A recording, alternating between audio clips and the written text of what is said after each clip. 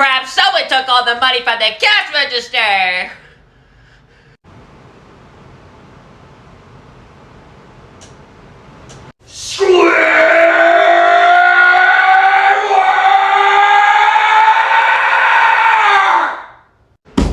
What the hell do you want, Mr. Krabs?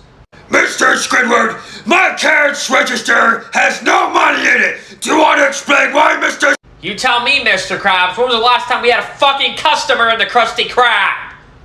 Bullshit, Mr. Squidward! We always get customers! We are the best restaurant in the world! Now where's all the money in the cash register? Fine, Mr. Krabs, I give it a plankton because I fucking hate you, Mr. Krabs!